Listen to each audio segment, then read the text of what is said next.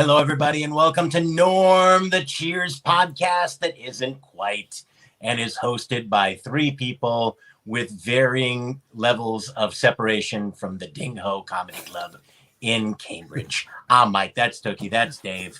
The Ding Ho is something I've heard too much about in my life, and I'm not talking about it anymore. But hopefully there is now something in the place where the Ding Ho used to be, which is how New England people talk about places. And we wish them well, and hopefully it's going to be fantastic. You know, it is fantastic, though. Season 3, Episode 5, Fairy Tales Can't Come True. Very, very sweet episode this week. We're going to be breaking it down. We're going to be talking about it. Special stuff. I'm so happy to be in Season 3. So happy. What a jump. What a jump from right? What a pickup from the uneven waters of season 2 to the consistently delightful season 3. There's something about season 3 of a sitcom if you can get there. Everyone's settled in, they've cleared out the chaff. They know what they're doing. They get what works. They get what doesn't work. It's really good. It's really good. Yeah. And I think I mentioned I've been jumping into later season episodes. I don't want to go forward near this. So every once in a while, I will check out some later Rebecca episodes. It's amazing how different it is. Like right now, season 3, I don't want to overstate things, but I love the balance of storytelling and comedy that is happening right now. There's long episode arcs. There's something to commit to on an emotional level. There's good joke telling. There's maybe better joke telling later on. Very laugh out loud funny, but not the emotional investment. Right now, there's just a perfect synergy that is happening between the storytelling, between the emotional investment, between the joke telling that is really, really good. So we're going to be getting into Fairy Tales Can Come True, a Sam Simon episode. Tip of the cap, pour a little out for Sam Simon. Ridiculous how much that guy is responsible for in terms of great TV. He is one of the co-creators of the 2 greatest sitcoms of all time, by many different metrics, Simpsons and Cheers. Just insane that one person was a part of both of those. And a part of like what would be called the golden age of both those great shows. Mm-hmm. Well, Sam Simon, now not to delve too far out of Cheers territory, but I believe he really left Simpsons early. I think part of creating it, but I'm not sure he even got through season 1. Oh, I always think of him as a season 1 person. He was there, and he was one of the people who helped create who Mr. Burns became. But there was some friction between him and I want to say Matt Groening, but definitely between some of the folks involved in there. And he said, you know what? I can take a step back. But he was still one of the co-creators, and he continued to cash checks until the day we lost him. Sam Simon was not hurting for cash. That's the way to do it, though. Right? I don't hate it. I don't hate it. Nope. He was an interesting guy. We need to talk about him more at some point. And I almost don't want to talk about him too much right now because there's so much interesting stuff about him that I don't want to leave any out. He was an interesting guy. Yeah, like his marriage, his divorce, his death, his life, just really, really interesting stuff. I would encourage anyone who's particularly curious about him to Google him. He was an interesting guy. Yeah, he's worth a bing. Yeah, he's worth binging. Yeah, take that, Google. Shots fired. He's worth duck going. Oh, I love it. Yeah, no data mining. DuckDuckGo. Everyone should be. I'm trying very hard to be good about going on DuckDuckGo. I want to support them. That is you're an unofficial sponsor of the Norm podcast, DuckDuckGo. I don't know if you're aware, but you're on board. We are early adopters of DuckDuckGo here.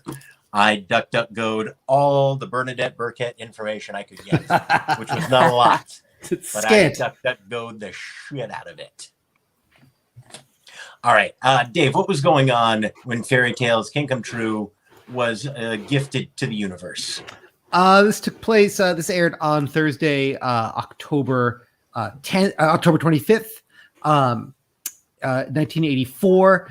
I'm really going to use this as an opportunity to talk about my favorite musician from the 80s and beyond, because the number one song in the country was Stevie Wonder's "I Just Called to Say I Love You." Stevie Wonder, an unimpeachable musical giant. Number two, Caribbean Queen by Billy Ocean. Oh no, Billy Ocean. I will go to bat for Billy Ocean as one of my 5 favorite soul singers of all time. The man had an incredible. We remember Lionel Richie from the 80s, but Billy Ocean was every bit the hit maker and talent that Lionel Richie was through the 80s. You get Suddenly, you get The Going Gets Tough, you get Out of My Dreams. I mean, this is a murderer's row of 80s. You gotta finish and Into My Car. You gotta finish. Finish the sentiment. I like to let it hang. A side note, I saw Billy Ocean in 2019 at a local gambling establishment here in Rhode Island. I brought my wife and my then 9-year-old daughter to the casino, which we had to take a side entrance because she wasn't allowed to walk in the main entrance, to a room full of people that could charitably be called retirees, to watch a Billy Ocean concert. And let me tell you, there was every excuse for that man not to bring it, and yet he brought it at his advanced age, still killing it. Billy Ocean, I don't want to say one of the lost hit makers of the 80s, because I don't think he's ever totally out of the public consciousness, but one of the underrated musical talents of the 80s. I'm not mad. I'm not saying I don't like Billy Ocean. I'm saying Lionel. All right, Lionel is. Could you have seen Billy Ocean opening the '84 Olympics, Dave? Just be honest with yourself right now. Let's take yourself. If Billy Ocean was opening the Summer Olympics, would there not have been a part of you going, really? Take yourself back to '84. I think Billy Ocean singing the national anthem in Los Angeles, and you're going, yeah, this checks out. This feels right. I'm not saying he couldn't have sung before a Dodger game. I'm saying hologram over Billy Ocean with the torch in the background, dancing. You're thinking that the Olympic Games are in some financial trouble. That's all I'm saying. I'm just saying there's a difference between Lionel and Billy. If Lionel is, I don't mean to cast aspersions. I'm trying to honor the space that Lionel is in. That's all I'm saying. If Lionel is Magic Johnson, then I would say Billy Ocean is at worst Isaiah Thomas. Oh, okay. I can get on board with that, because I think everyone would happily acknowledge Magic. Isaiah is not Magic, right? As great as Isaiah is, even people in Detroit would have traded Isaiah for Magic. I mean, like, the whole Commodores thing, like, is a whole chapter of a career that Billy Ocean doesn't have. Yes. There's no way Billy's not getting into the Rock and Roll Hall of Fame twice. And yet, for true heads, there are some people out there that are going to be like, you know what? Magic Johnson was great. I enjoyed watching the 6-foot whatever guy. Spud Webb. Spud wishes he was Isaiah Thompson's height. Who would be the 80s soul equivalent of Spud Webb? Is that Mick Hucknall? God damn it. Now that's all I'm going to be able to do tonight. I've ruined everything. Who's the guy who sang with Phil Collins? Philip Bailey. Philip Bailey. Thank you. Spud Webb. Philip Bailey deserves better. Philip Bailey was Fat Lever. No, it was, he was there, and you're like, all right, he was a part of a couple of fun things that I remember. But when you look at the overall career, you're not going, whoa, Spud Webb. You're going, oh. What have I started? Someone note this as a possible spin-off podcast. We'll talk to the producer. Yeah. Edit this, save this right here at 10:26. All right. Tookie, tell us about the cold open, if you would be so kind. I shall. So we open up on the bar, and it is very clearly a Halloween episode, which I will say Halloween is actually my favorite holiday. Love Halloween. Just bought a costume from Target today only, October 21st. 40% off select Halloween costumes on Target.com. Oh, very nice. Make sure you take a look at that. Yeah. Go to DuckDuckGo, type in Target, start purchasing. Yes. With a you got to click on the Target Circle offer if you're a member. Sign up. I saved $40 on my order that I placed today off of Target. Nice. That's a heck of a costume you got. If you got $40 off. Well, you'll see eventually. Right. So anyway, so we open up in the bar. It's Halloween, and Frasier is reciting Poe's The Raven, Edgar Allan Poe. And Coach says, "Doc, you tell great stories." And Frasier says, "Well, that was Poe." And Coach says, "Don't be modest. It was great." And Sam asks, "Who's next to tell a story?" And Coach chimes in about a time that Casper, I'm assuming the friendly ghost, was caught in a laundry basket. But Carlos shuts him down before he can elaborate on the story because it's nightmarish. And Norm says, "Well, I've got a scary sight for you." And Coach is like, "Oh, what's that?" And Norm shoves a empty beer stein in front of Coach's face. Roll credits. Short, sweet, to the point. Perfect. I will say, so I'm going to get into the whole breakdown, the A story, the B story. I need to open, because it's a part of it's such a central part of the story, my pet peeve. My sitcom and drama pet peeve.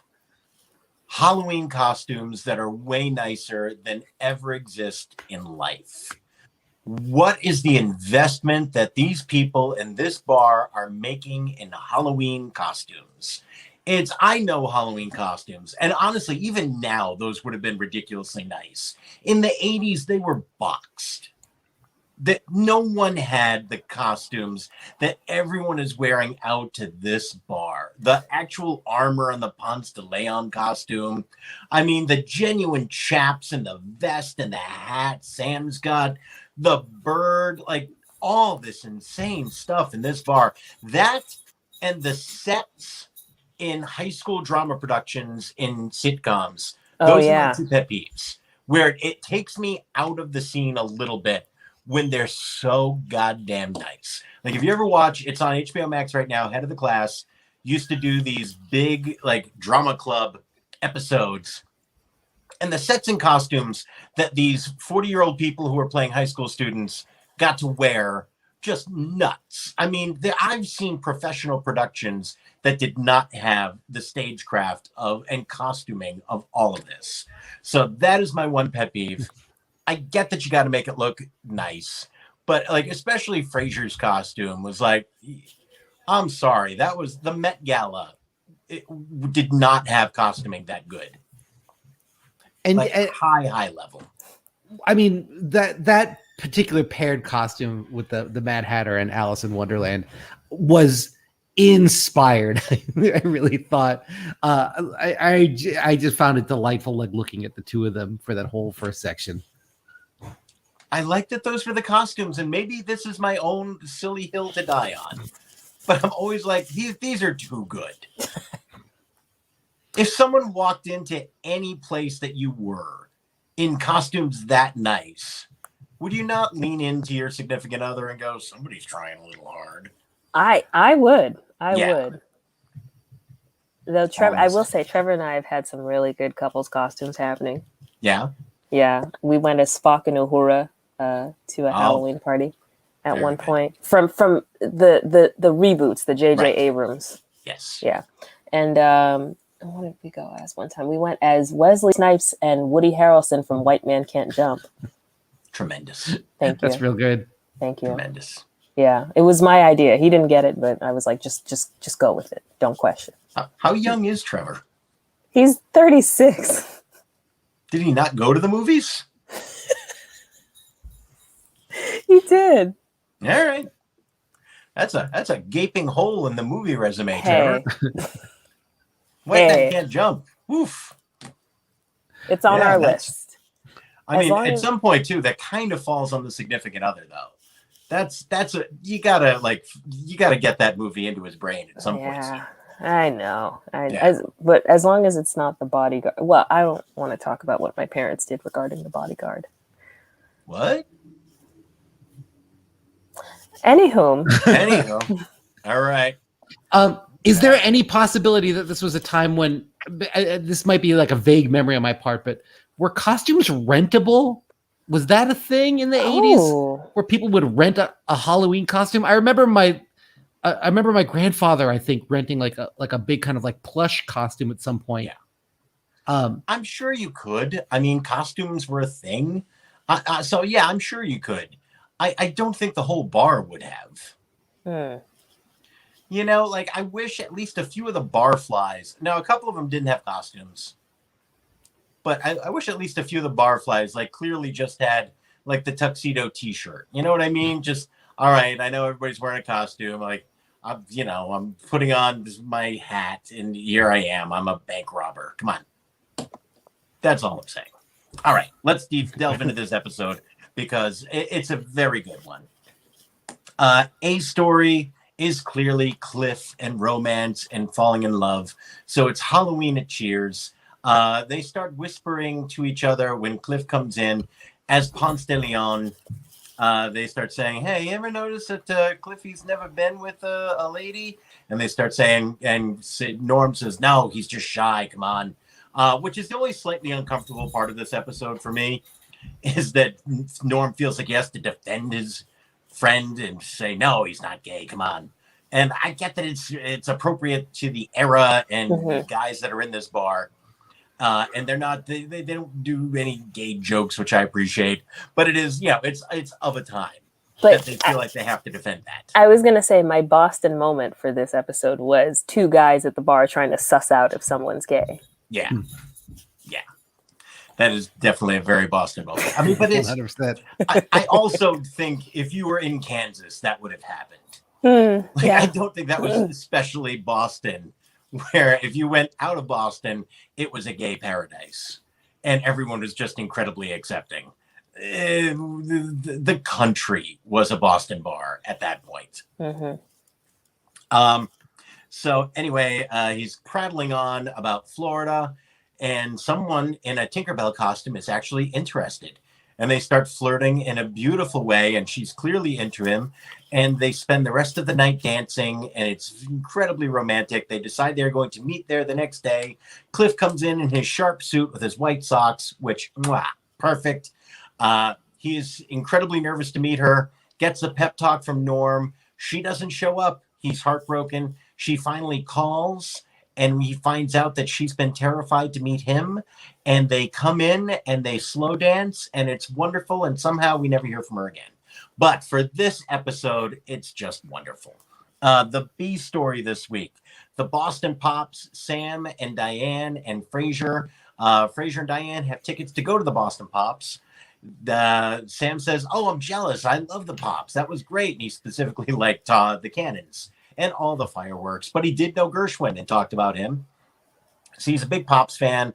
Frasier has to go away for a conference, which was a very, very 80s thing and might be my 80s thing for the week, is just having to go away to a conference at a moment's notice. There were a lot of conferences in the 80s, at least in sitcom world. Everyone was at a conference all the time. And he suggests that she take Sam. And then she just tries to give away the tickets to Sam. And he says, I don't know who I'd go with. And Diane has no one to go with. Which, again, makes me have this moment of sadness for Diane, because it's not weird that Sam doesn't have anyone to take to this concert, but it's kind of sad that Diane can't think of anyone in her life that would want to go and see the Pops, because that's very much a part of her world. Anyway, they go together, they come back, and they clearly flirt with each other a little bit, and then she leaves. And I believe my favorite joke, my joke of the week, if I want to squeeze this in here early now, I think there's a lot of contenders, but for me, it is when he says it's a date, and Diane says it's not a date. She says, what would you call it when you go out with a woman without any chance for sexual involvement? And he looks at her and says, a first. And it got me both times I watched it. And I loved that he says it in this very serious way and then laughs. He knows it's a joke and he's having fun with it. And I thought that was really great. And there's just a lot of really good stuff. And, you know, you can see that Coach doesn't have a lot to do this week, but he's throwing in the jokes here and there. It's very much the rhythm of Cheers. I think they're finding themselves right now, where it's, we've got an A story, we've got a B story, and most of the time Carla and Coach are just throwing in zingers here and there. And it really works very well. I really liked it, top to bottom. A couple of nitpicks before we delve into the whole series. What time was the Pops happening? Because the date was supposed to be happening at 8:00. And they're coming back from the Boston Pops before Cliff even shows up for the date at 8:00. What the hell? What concert is this? I mean, what is this? The early bird special? Matinee. Yeah, didn't the Pops sometimes have like a matinee show for that was kind of more family oriented? I guess, but is that the one that Frasier and Diane would have been going to on a date? I mean, he's not been date night for Frasier and Diane. He's not a real kind of smooth character. I don't know. I have issues with the timing. It's not killing anything for me, but they're back from the concert before 8:00. It strikes me as odd. And when did it? Okay, so when did it start? What was it? It was a 5 p.m. concert? It could happen. To 47-year-old Dave, this sounds delightful. Like, let's get this thing started at 5. Let's get out by 7. Let's get a late dinner. So we're wrapping up at 9, and then I'm back on the couch by 11. Oh, that sounds like a perfect date night. Look, there are a lot of things that I think are perfect that are not actually happening in the world. I'm not talking about whether or not it would be good. I'm talking about whether or not it occurs. If maybe I manifested this. Maybe. I'm just saying, if there was a restaurant that somehow served fried chicken with foot massages, I would call bullshit no matter how much I wanted that to be true. No, I think actually Drake just invested in one. He's like a minority stake owner. Good for Drake. That man knows exactly what I want in the world. It's called We Started at the Bottom. Every time Well played. Every time I learn more about Drake, I don't know. I can't understand why I don't live in Toronto with him. You should. You should be. I fully support your migration. Yep, I should. One other nitpick. Diane owns a car. He thanks her for the ride home. Yeah. She lives in Back Bay. She works in Beacon Hill. What does she own a car for? Oh. And where are they driving from and to? They're going to, Boston Pops would be at Symphony Hall, right? Not too far. A considerable walk, but only a couple stops on the Green Line. But you take the T or you take a cab. Yeah. You're not driving there, are you? I'm not. And my crucial point is Diane doesn't own a car. There's no way in the world that Diane Chambers owns a car in Boston. I'm willing to accept that Coach owns a car. Right. I do not buy that somehow Diane owns a car. It doesn't seem to make sense. No. Diane does not own a car. All right. So those are my nitpicks. Bernadette Burkett. Let's talk about her. The real life wife of George Wendt. The actual love interest of John Ratzenberger. The actual Vera. Yep. The actual Vera, and she plays Vera in later episodes. Mm-hmm. Yep. And she's so great in this. And I really kind of bummed that they never figured out anything else to do with this character. I don't know why they had this great ending and they never brought her back. I mean, when he has another love interest later on, they bring her back. They kind of explain what happened. This is never referenced ever again, as far as I know. Yeah, but she's so good. She's one. Yeah, she opened her mouth and when she started talking the first time I watched it, and I thought it was Julie Haggerty at first, and I was like, "Oh, great! This is going to be." I love a good Julie Haggerty experience, and then I realized it wasn't her, and I was equally delighted by the performance. Like, yeah, just like so kind of weird and specific, and like just brought a lot of kind of depth to this character that I think only had maybe like 6 or 8 lines over the course of the whole thing. Just really a really nice performance and meshed perfectly with John Ratzenberger. Like just like this was like a chemistry heavy episode. Like I felt like every actor was just like clicking with every other actor. Yeah, it was high chemistry. You understood. I mean, it was great. The bond between Norm and Cliff was shown here and was really great. And you got why they were friends and you got how important they were to each other. You understood Cliff's role in the world and why Cliff is the way that he is. Just a lot of really good stuff. The relationship between Sam and Diane, the relationship between Frasier and Diane, the relationship between everyone else and Frasier and Diane. It's just all on display.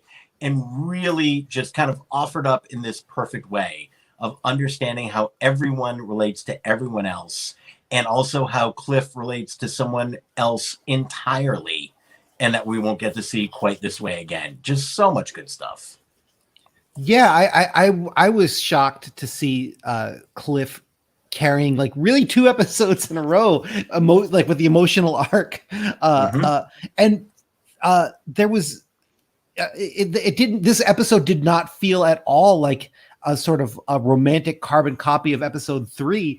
Like this, I was like, we're really going to spend 48 minutes exploring every sort of crevasse of Cliff Clavin, and it was great. It was really, really interesting. These 2 episodes back to back were really, really well acted, well performed. I can't think of another sitcom that would sort of turn over the reins that much in a 3rd season to such a kind of small character and have the payoff be this big. It was really, really cool.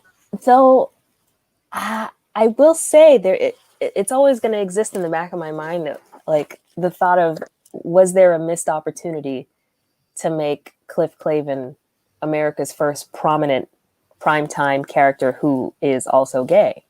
And maybe not make like a big thing about it, but it's just like, you know, he's one of the folks at the bar, and this just happens to be part of who he is, but it's not the end all be all.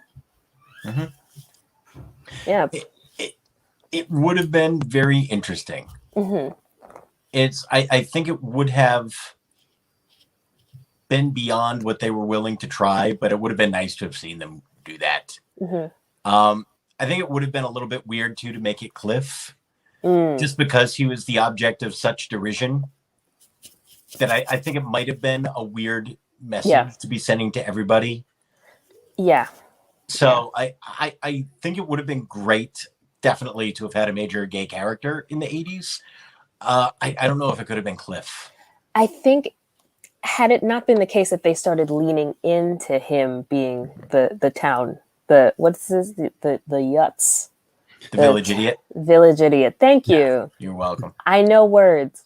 I think had it been the case that early enough on as they're establishing these characters, had they not made it such a thing, then it would have been safer territory to cross into, where it's like, oh, you know, he's a letter carrier. He's a pedant. He's just this kind of, he's a bit of a spicy person, because we're now seeing less of Spicy Cliff that we liked in season 1 and 2. You know, he's this multifaceted person, and maybe he has a boyfriend. Yeah, I don't know, but that's always going to exist in the back of my mind. I can't think of a gay character from this period where that character wasn't just kind of defined by that, you know, and to my memory, like those characters are always kind of like one shot A very special episode kind of characters. It seems like TV was definitely not kind of ready to give us a fully dimensional gay character with flaws. Yeah. So Billy Crystal famously played one of the first out gay characters on Soap. Right. I do not pretend to be any kind of aficionado on the sitcom Soap, but I know that happened. I know at right around this time, and I might have mentioned this before, there was a sitcom on the Showtime network called Brothers. That was about three brothers, and one of them was gay, and there was a main gay character throughout the entire run of the series, and his best friend was a more stereotypically gay character, but with a lot more depth than typically a gay character at that time was written with. I would actually, if that's on the Showtime Anytime app, I would encourage people to go and check that out. Like, I think I would like to go and check that out again, because I watched it when I was young, and I remember thinking that it was a very, very different depiction of gay characters than I had seen in Hollywood before. And I liked that show. It was really fun. And it was about kind of what that means for your family and what changes and what does not change. And they were just these gruff Philadelphia brothers. And one of them was a former place kicker for the Eagles. And it was good. It's worth checking out. So there you go. I will say that a little chestnut. The only gay character from sitcom's heyday that I can think of who's my fave, my absolute fave, Uncle Arthur from Bewitched, but it was always implied rather than him being fully out. Yeah. And I love me some Paul Lynde. Paul Lynde had one of the weirdest careers of anybody. And I was thinking a lot about Paul Lynde today because of Norm Macdonald. Which is weird. So Paul Lynde, he kept playing straight characters, even though he all but announced to the world that he was gay all the time. All the time. It was this very weird dynamic in the 60s where everybody knew it. He was basically saying it, but he couldn't say it out loud.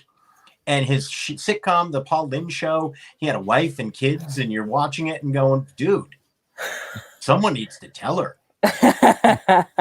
And it was really strange. But he was just this great added attraction to everything that he was on. And he somehow became this big star. He was in Bye Bye Birdie. Again, wife and kids, and not acknowledging this at all.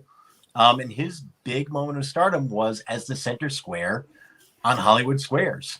And like half his jokes were about being gay, and nobody said it. It was really interesting. And the one thing I wanted to say, so on the Rewatchable today, the Ringer podcast that I enjoy, they did Dirty Work, which is Norm Macdonald's movie, because Norm Macdonald passed away this week. And Dirty Work is not a rewatchable, in my humble opinion. But they just wanted to talk about Norm, and I get it. But they talked about how it's weird that Norm is remembered for this movie that was a flop, and even in the kindest iteration of it as a cult classic, and you enjoy some lines from it, you kind of have to watch it and acknowledge there's not much of a movie here, and it's not that great. And he was great on Weekend Update, and he was a great TV talk show host guest, and never quite figured out a place to be Norm Macdonald in the best possible way. And what I was thinking today, as they were talking about him, was I wish at some point he'd gotten to be the Paul Lynde on Hollywood Squares. Just that center square, always making the somewhat inappropriate joke, commenting on everybody else, and just getting to be himself as a guest all the time. I feel like I wish Norm Macdonald had just gotten that, where somehow he could have just been on the couch by being in the center square and just getting to be Norm and pushing boundaries all the time. Yeah, I haven't watched the Netflix show. That seems, to my limited understanding, that seems like that was as close as we probably got to that. Yeah. I watched the Netflix show. I never thought it quite worked. Just because it never felt like it was what Norm wanted to do. I don't know if I'm just imagining things, but when I would watch the show, it always felt like half the time Norm was like, well, I'm ready to go. Maybe that Like, was just wasn't that just his way though? It was, but that was why I didn't think the show completely worked. Like I Uh. wanted him to just, which is why I just wanted him to be the center square. Like I'm going to be here and I'm going to get my joke in every week. And then I'm going to get to jump in with jokes when I want. When he's the host, it's like, he had to keep the train on the tracks. And what was so great with him was when he would push the train off the tracks. When he hosted his own show, you know, he's an agent of chaos. And when you're hosting your own show, you've got to be the guy keeping things going, and you've got to guide things where and in some ways it could be fun because he could guide it wherever he wanted it to go. But it was more fun when he was the guest and made the host go where the host didn't want to go. That was more fun. Yeah.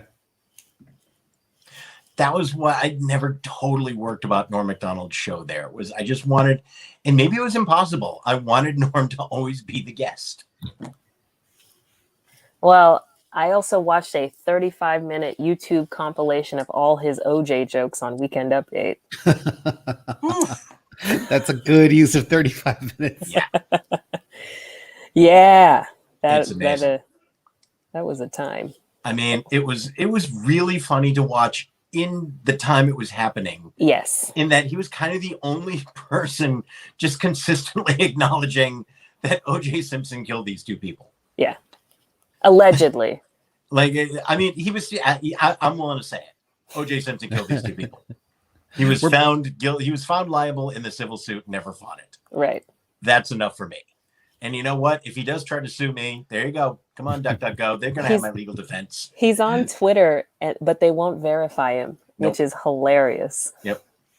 And I can't stress enough how much I would love OJ to sue me over this, because everyone will represent me for free. And suddenly you get into all this discovery and, oh, baby, I get to become an internet hero. So, yeah, OJ killed those two people.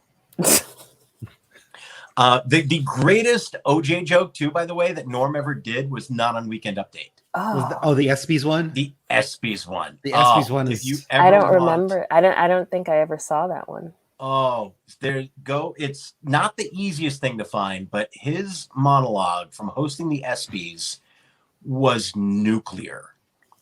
I mean, ESPN somehow thought he was just going to be this funny host. It was like they never actually saw him host Weekend Update. Oh, that's why they just up. Yeah, he made, and his OJ joke was, he was saying to, I mean, I'm kind of giving away the punchline, but where he was talking about who won the Heisman that he was talking to at that time.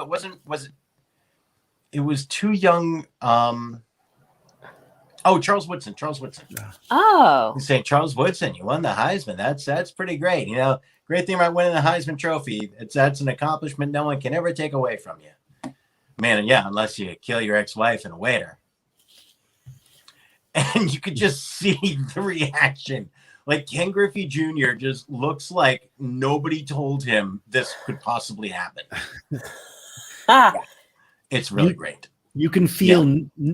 I don't know who the Norby was at ESPN at that point, but you can feel whoever the Norby is. You can feel their energy coming through the screen, trying to strangle him. It's amazing.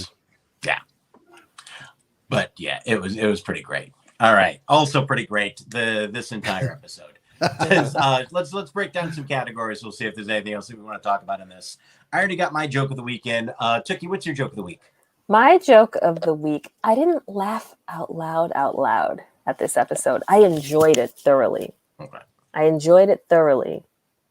But I think the joke I liked the most was Carla's little quip at the end when Cliff finally comes face to face to meet Sharon. I think it's the woman's name.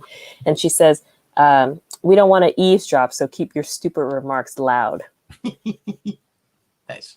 Yeah. Dave, what was your joke of the week? I'm in the same boat as Tookie. I feel like a lot of the jokes were actually more sort of character based. You know, there was kind of responses that were so true to the character's behavior that like they don't necessarily translate well to the page, but they're really delightful to watch. So I think my joke of the week is which again, like, really isn't a joke, but it's just all in John Ratzenberger's delivery when Tinkerbell, when Bernadette says, looks like you're out to conquer new territory, Ponce, as they're walking back to the pool room, and John Ratzenberger just stops and says, "Holy God." I like every single time, and there was like 5 or 6 moments kind of in that vein for me in this episode, that were either John Ratzenberger, or I think Sam had a couple of them, Diane had a couple of them, where we just kind of like reveling watching these characters bounce off of each other, and like the writing wasn't as perhaps like as sort of razor sharp from a setup punchline, but it was just, this was an easy episode to sink into. Yeah. A little coach love. There was one coach moment that I absolutely loved. And I don't know if qualifies as the joke of the week, but when everyone was saying that they thought Cliffy might be gay, and So Coach good. starts talking about the outfielder for the Red Sox. Yeah. Like, he did this, he did that. He even had a roommate who was a florist. Was he gay? And Sam just leans in and goes, "Yeah, he was, Coach." Oh, you think he'd like to meet Cliffy? Love that. Love that. Love how Coach is the most woke out of everybody. Yep. And just ready to set him up with Cliffy. It's like, oh, well, if I was wrong about him, I must be wrong about Cliff. Let's get these two kids together. It was like, also, like, you can feel Nicholas Clausanto like being sometimes like a beat behind things. And I don't know if that's like health or lines or what, but that particular moment was so sharp and so quick. That turnaround was so fast, and it was just delightful. And like the delineation between, like, between remembering this person who he was convinced wasn't gay to switching to, oh, I wonder if I can set up Cliff with this guy, it was a great acting moment. Yeah. Very nice. So I did my 80s moment. Dave, what was your 80s moment of the week? I'm going to go with the proliferation. We talked a lot about the costumes, but I'm going to go with the proliferation of non-ironic costumes, which that felt very, very 80s to me. A costume party where everybody is dressed earnestly. Sam is a cowboy. There was an E.T. There was a Raggedy Ann. I really enjoyed kind of picking through the bar for the first beat and looking at all the costumes. But yeah, the absolute lack of irony amongst any of those costumes, the earnestness that those costumes displayed, I found very, very emblematic of the 80s. Very good. Tookie, your 80s moment. My 80s moment was the moment when it's the bar's about to close down. Cliff is still dancing with his Tinkerbell, and Sam comes over. It's not so much a moment, it's a sound. It's a very 80s sound. Sam comes over and turns off the jukebox. The sound of the music going from the jukebox, the record stopping. Yeah. That is my 80s moment. It's not the digital cutoff. Yeah, things have to wind down. Yeah, that's not a sound that you hear in this day and age. Yes, absolutely. Absolutely. Tookie, how white was this episode? You know what? We hit a new record. Did we? Yeah. It felt like it, but I wasn't counting. We hit a new record.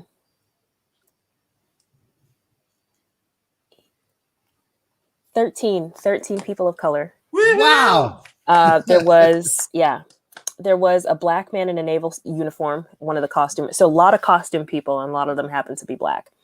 So one in a naval uniform, I presume. I think that was a naval uniform. But the army dress, the military dress. What's the word for that? The formal dress uniform, I think. Yeah, formal dress, but like for military. Not in the navy blue. So that's why I'm assuming he was a Navy officer or dressed up as some sort of high-ranking military person. There was a black woman dressed as a bunny. She had a sweater, but with some bunny ears. 2 black people at the booth by the entrance, one of them wearing the ET mask. One other black person dressed as Raggedy Ann or Andy. I couldn't quite tell because it's kind of an androgynous costume in and of itself. There was a black woman dressed as a bumblebee.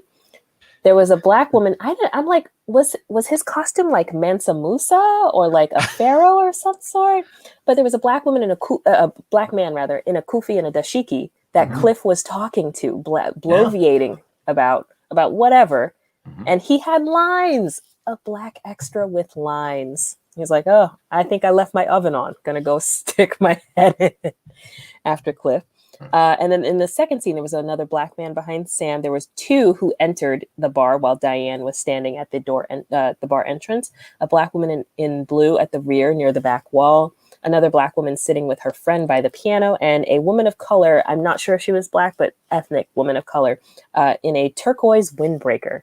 13 people of color this episode.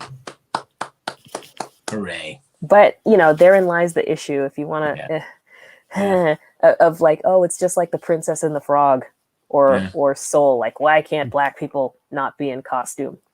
She was a frog for 2/3 of the, that kind of argument. Yeah. But hey, they're in there. They're in there.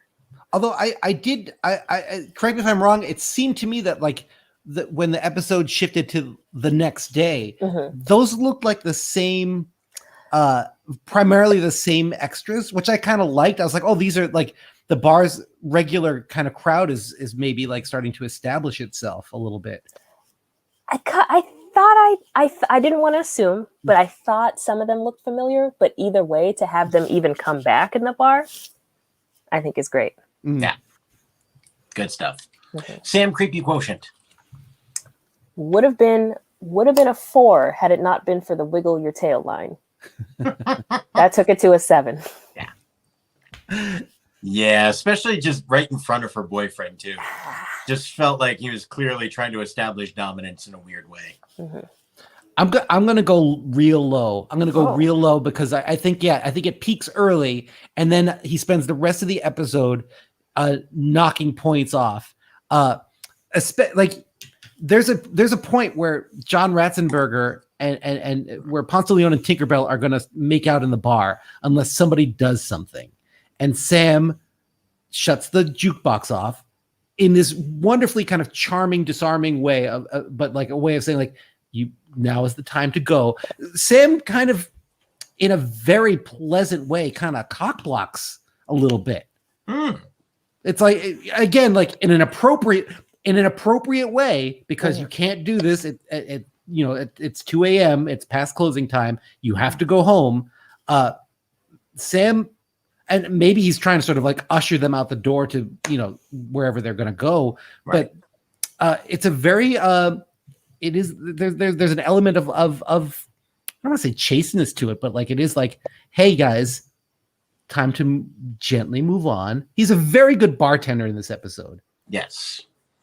And while I get the tail line is not good, I also just love him putting the two of them together when they're too scared to move. Yeah. And being the guy who knows what needs to happen in this very respectful way. He doesn't jam them like, body to body. We're holding up our hands. We're leaving enough room for the Holy Ghost. I'm going to get the rockin' going, and I'm going to help you guys start it off.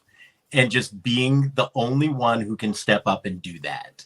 Like the only one with the pull to make that happen and using it for good. I liked that. And yeah, like I think it affects me that the majority of it was later on, the good stuff. And the recency bias left me at like a 3.7. I liked it. Yeah, I'd hover around that number. That was the best version of the improv wax museum game I've ever seen. Like the only one that didn't make me want to claw my eyes out. Oh God, now I'm having PTSD back to drama camp. Freeze. You'll never catch me yes-anding on even my worst day. No, not doing it. If only yes and was the worst thing that happened at drama camp. If only. Oh, drama camp. All right. Any final thoughts before we put this one in the books? This was I'm loving the consistency. And this, even though I didn't laugh out loud at this particular episode, it's still this. It's saying something that I think the writers are really in their bag at this point, and the actors are far more comfortable, and the chemistry is really set in, and things have congealed, because this is an episode where again, I love Halloween. I love a theme episode and everything. But even though I didn't laugh, this is an episode where I would rank it maybe as not as strong as the first three that we had seen so far with this season. This would have been higher ranking for me in the previous two seasons, maybe season 2, where it's a little for what we've seen thus far, where it's a little lower ranking. So Grading on a tougher curve this season. Yeah. So I think that's really saying something. I think the writers are really hitting their stride. I think everything is starting to come together. Yep. Yeah, this was like a perfect Sam Malone episode in a lot of ways. I was like watching it. I was like, like Ted Danson has it right now. Like he just knows who this guy is, and to watch him be able to kind of dance around without the stress of the relationship that's hanging and the failing relationship that kind of defined season 2. Watching him dance around and just be everybody in that bar's best friend and advocate. This was like one of my favorite Sam episodes. It's just like you just see why Ted Danson is a genius, because he just exudes chemistry with everybody who comes in contact with him. Like that little mini scene with Cliff is it just kind of sparkles. It's wonderful, and the scene with Diane is great. He doesn't have to carry the episode, and his energy just kind of like suffuses through it. Yeah. Yep. Season 3 makes you understand why everyone wants to be in this bar all the time, because you do too. I want to be there. Yeah. There's no moments that make me go like, I gotta get out of here. Nope. I'm happy to be in this place. This is where I want to spend time every week. Yep. And people are welcome. That's the beauty of it. It's true. Yeah. Everybody's welcome. And I think Frasier's a big part of that. This guy that doesn't seem like he would be welcome and like provides some sort of conflict, but everyone's okay with it. Everyone's cool with Frasier being there. I think it's important. It makes the bar feel more welcoming that Frasier feels okay being there and that he wants to be there. There's different people in it now. I like it. Before, the only different person was really Diane, and it never felt like it was a place for her. Feels different this season. Yeah. It's all clicking. All right. Anything to plug this week? You got a big show coming up, Tookie. Yeah, Thursday at the Arts at the Armory in Somerville, opening up for Atsuko Okatsuka. Very cool. Yeah. So she's best friends with her grandmother. Oh, good. I know. Yay. I love that. That's so awesome. Get tickets for that, people. Dave, anything going on? Nothing. Absolutely nothing.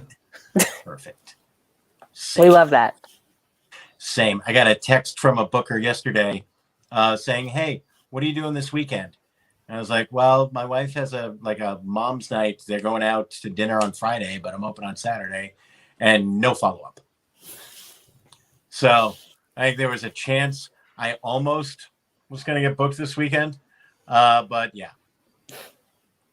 I think it also says something about me that there was never a time where I was like, well, let me see if my wife could maybe change that plan so that I could do a full weekend of comedy. I was like, no. She's going to go to dinner. It's very important that they go to dinner. Okay, but you gotta make it sound like, it's exclusive. Hosting, you're running Club Dad at the moment, and that's. I'm what? Running Club Dad, and I that am is running Club Dad. Yeah, and that's very hard to get. I mean, you got to get a lot of FaceTime to get in. It's important. Yeah. It's important. There's only been a billion of us. Yeah, but like 500 million good ones. Fair. Yeah. All right. Well, thanks for joining us this week, everybody. It's fun just not to complain. I don't know. Maybe we need a little bit more conflict. But I'm just enjoying season 3 right now. So I'm not seeking out any controversy for controversy's sake. I'm not gonna be picking it apart when I don't think it deserves it. I'm just going to be enjoying it, and that's where I am at. So we're going to be a quarter of the way through next week. Wow. Yeah, episode 6. Wow. Am I mistaken? It's a 24 episode season, I think. Yeah, no, you're right. Yeah. No, Yeah. I thought this was episode 4. Or this Oh, is yeah, episode 5. Yeah, This next week was is episode 5 today. This was 4. This was 4. It's because we did the yeah. Oh, yeah. See, I mean, that first one, those are 2. That's, Yeah. I'm sorry. Those, yeah, that's, so we've done,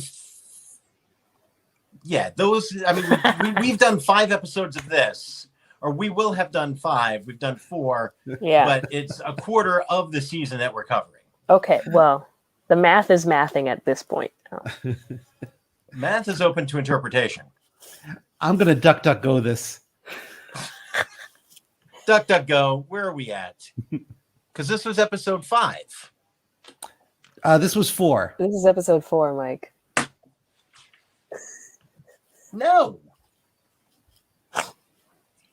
I wrote this down. I don't think so. Dave, did you DuckDuckGo? I'm looking at IMDb right now, and Yeah. Fairy Tales Can Come True is season 3, episode 4.